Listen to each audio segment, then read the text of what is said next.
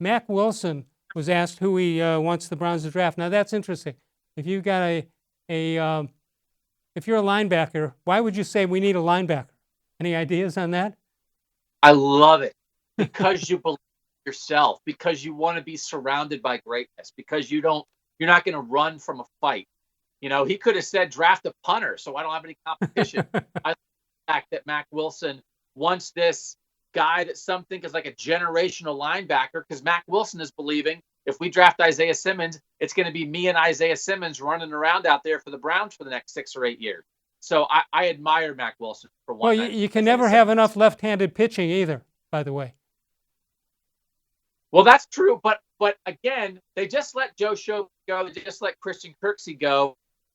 Is linebacker the position that they need the most? I know people see, a gap there, but they just took Taki pretty high last year. They took Mack in the 5th year. I just don't end up with linebacker. Just in general, are you in favor of taking the best guy on the board or the best guy at your position on the board?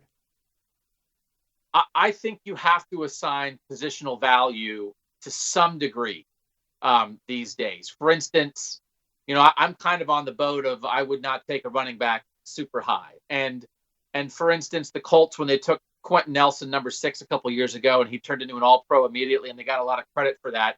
He's a great guard.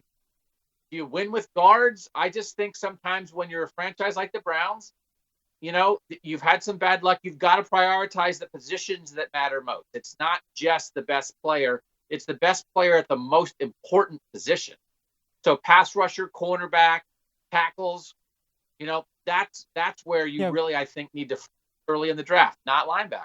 But, all right, so if you screw up the year before or the year before that, that doesn't mean you're going to screw it up again. You got to go with what you believe and not. Now, history is not important at this point in setting up your draft. It's not. No, I mean, Andrew Berry, again, he was in Sashi's war room. He wasn't making the calls. He was in with John Dorsey for a year. He wasn't making the calls. So I think, Andrew Berry is going to have a philosophy about how he wants to build a team. And he's going to have a philosophy in the scouts that he's worked with and trust their evaluation. But you have to – it's a fine line, Glenn. You have to draft for talent because we've seen too many examples of teams saying, hey, we don't have a blank, so we have to take a blank. And then 3 years down the road, you look stupid. Exactly. But